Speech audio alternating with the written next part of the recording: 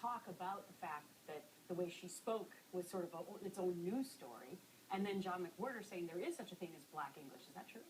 Well, I don't think that there's such a thing as Black English, but I do think that she is speaking the language that she's used to. She grew up where she grew up, and she communicates the way she feels comfortable. And I think the most important thing is that she's honest and she's telling the truth, which I think everyone can agree that she's done that. But I mean, to make the point that somehow, because of the way she communicates, she somehow is lesser than or is not a credible witness, I think is unfair.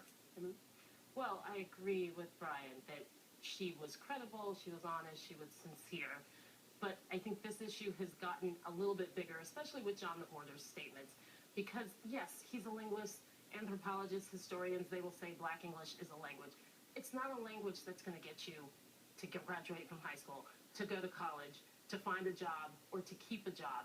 And we have to stop making excuses, in a sense, for this type of conversation that is happening in our communities. I think we all too often have leaders like John McWhorter talking about the history and talking about where it comes from, but like the slave trade, where this language is based from, it should be a thing of the past. And I think it should be okay for people who have a platform, especially African Americans in the media who have a platform, to say this is unacceptable. This is not how our children should be learning. This is not the best way to move them forward. And I assume that you'll take hits for saying that. Absolutely. Right. Jesse Jackson did when he called it, I think, something like, garbage dialect. Well, I don't agree with that point. I mean, I do think, what I disagree with is calling Black English, because that is just too general. But the fact that they're Caribbeans who they have their own kind of dialect that they speak. Various people speak the way they speak, to communicate the way they communicate. The question is, can they communicate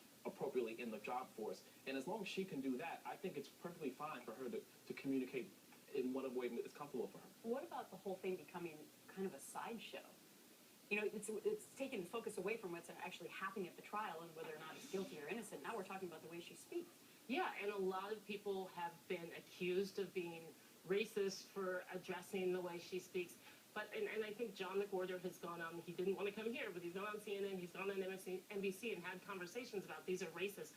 What he's forgetting to say is that most of the people who went after her, many of those commentators on Twitter, were actually African American. So this whole conversation is also another way of just throwing the R word out there.